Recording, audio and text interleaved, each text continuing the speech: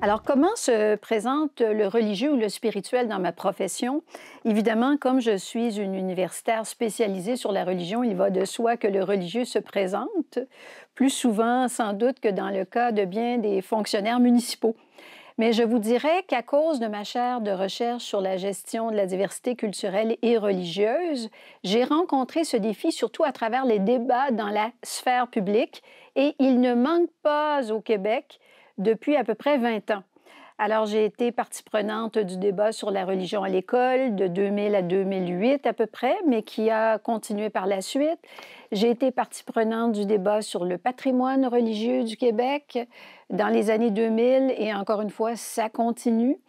J'ai été partie prenante du débat sur les accommodements raisonnables. J'étais experte à la commission Bouchard-Taylor qui a remis son rapport en 2008. Et je continue maintenant après avoir fait un projet de recherche sur la radicalisation, je continue par mon projet de recherche sur les municipalités, la religion et la laïcité, qui va durer à peu près jusqu'à 2025-2026. Et c'est déjà très intéressant ce que nous découvrons et les collaborations que nous développons avec les milieux municipaux. Le religieux est au centre de la radicalisation comme champ d'étude. Donc, on se souvient du 11 septembre, des mouvements djihadistes qui ont été au cœur de la création même du terme de radicalisation. Donc, c'est quelque chose qui est toujours sous-jacent au travail et c'est quelque chose qui est à déconstruire. Une bonne partie de mon travail est d'expliquer le fait que la radicalisation peut survenir dans n'importe quel mouvement politique, social, culturel ou religieux et que une religion n'est pas, ne se définit pas exclusivement ou même principalement par ses composantes les plus extrêmes. Donc, beaucoup d'enjeux sont survenus avec cette association-là entre islam et extrémisme qu'il faut déconstruire parce que ça a eu des conséquences assez néfastes sur le vécu des communautés musulmanes. Et ça a eu tendance à nourrir le processus de radicalisation. On peut repenser, comme autre exemple, à les débats sur les sectes, par exemple, dans les années 90, qui n'étaient pas cadrés en termes de radicalisation, mais au Québec, on a tendance à faire l'association entre mouvements religieux un peu zélés ou un peu très, très intenses avec des phénomènes de lavage de cerveau, d'embrigadement. Et donc, on comprend mal de cette façon-là le processus qui peut mener à l'implication dans des mouvements plus extrêmes ou plus radicaux.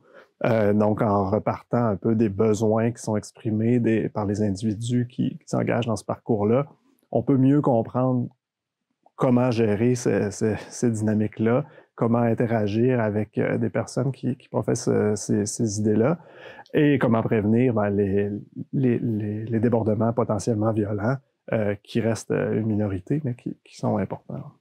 Alors, le religieux se présente dans ma pratique professionnelle de différentes façons, mais je dirais que je vais le voir d'une façon dynamique, donc entre relations de la majorité et relations de minorités religieuses. Donc, je dirais que du côté des minorités religieuses, ce que je vois, ce que j'entends, c'est que les minorités se sentent souvent peu comprises, en fait, de la majorité, que ce soit dans les institutions ou de la population majoritaire. Donc, il y a un sentiment donc d'être mal compris, que leur mode de vie est mal compris, que leur rôle, leur fonction sociale, psychologique, spirituelle, etc., du religieux est mal compris.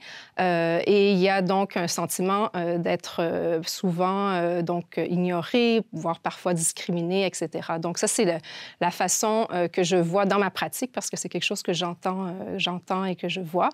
Et puis, je dirais que... puis aussi un sentiment, disons que la réglementation et les lois ne sont pas nécessairement en leur faveur.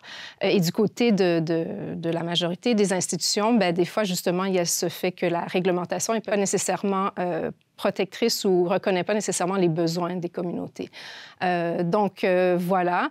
Et puis, en termes d'exemples, on peut penser, par exemple, ce que j'ai beaucoup entendu pendant la pandémie, c'est pourquoi les lieux de culte ne peuvent pas être ouverts alors que les cinémas, les Walmart, les grandes surfaces sont ouvertes, alors que pour nous, personnes croyantes, en fait, la synagogue ou la mosquée joue un rôle très, très, très important pour notre maintien psychologique, etc., etc. Donc voilà, il y a cette différence de réalité-là. Puis aussi, on peut voir par rapport à la réglementation, notamment des lieux qui entourent les lieux de culte des minorités religieuses, eh bien, si pour une communauté religieuse, prier, c'est un besoin essentiel et puis que la réglementation ne le permet pas, il y a un décalage là, à ce niveau-là.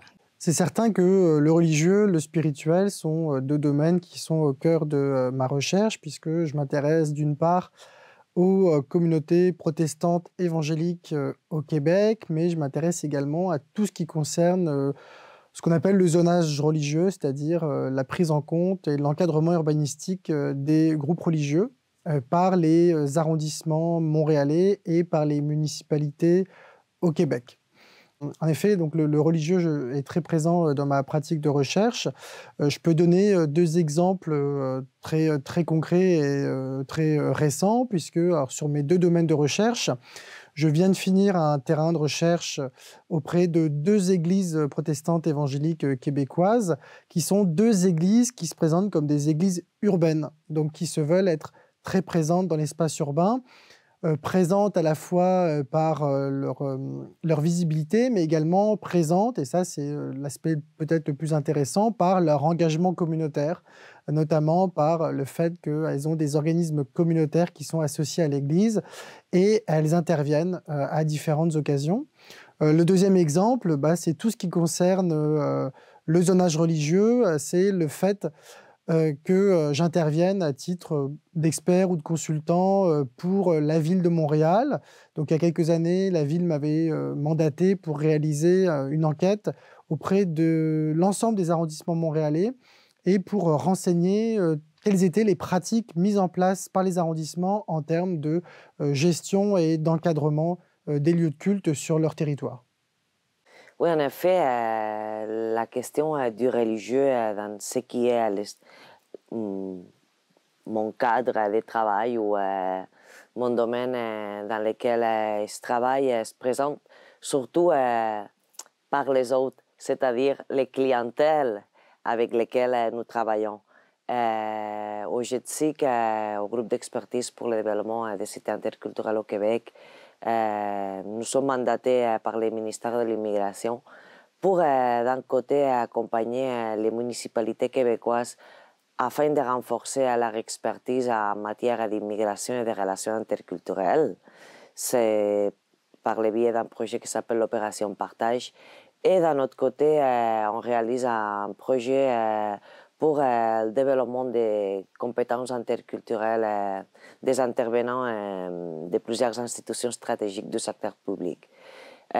Pour ce qui est du projet de renforcement de l'expertise municipale, c'est surtout à ce niveau qu'on documente les soucis de plus en plus des municipalités ou l'intérêt grandissant pour développer une meilleure connaissance, une meilleure expertise, un savoir-faire par rapport à tout ce qui est la gestion des crimes et des conflits haineux, les questions reliées au zonage, puis à la reconnaissance de certains groupes religieux comme des groupes à la fois religieux et communautaires, aussi de connaître de nouvelles stratégies ou des stratégies inspirantes pour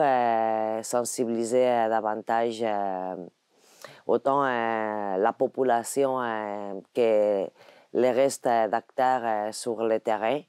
Et aussi, on entend beaucoup l'intérêt pour disposer des outils plus précis permettant de mieux encadrer l'action des municipalités en matière de gestion de la diversité religieuse. Le religieux ou la pratique de la religion se présente dans notre pratique professionnelle, étant donné que nous sommes une organisation qui a pour mission de valoriser l'apport de la diversité culturelle à notre société et de soutenir l'intégration socio-professionnelle des personnes immigrantes. Alors, au sein de l'équipe, il y a des personnes de religions différentes. Moi-même, je suis musulman. J'ai des collègues qui sont de d'autres religions ou qui n'ont pas de religion. Et déjà, à ce niveau-là, déjà dans la plus petite équipe, on a un respect important, donc comme règle de respecter les autres dans leur religion, bien sûr. La diversité culturelle, pour nous, comprend la diversité religieuse également. Et donc, parmi notre clientèle, les gens qu'on serve, il y a des personnes qui sont de religions différentes et on a besoin de faire attention, bien sûr, de connaître leurs particularités et de les soutenir tout dans le respect de leur religion et de leurs pratiques religieuses. Comme siège social à Sherbrooke, on travaille à travers le Canada, donc on a l'occasion de voir des diversités multiples. Mais si je parle maintenant de Sherbrooke en particulier, on voit une méconnaissance, premièrement, de la diversité culturelle qui compose la ville même de Sherbrooke, mais deuxièmement aussi la diversité religieuse. Et ça fait un défi important de pouvoir soutenir les communautés culturelles de différentes origines, mais aussi les communautés religieuses pour mieux se faire connaître. C'est pas parce que pour nous, il n'y a pas mieux que la communication et la compréhension pour assurer les bases solides pour un bien vivre ensemble.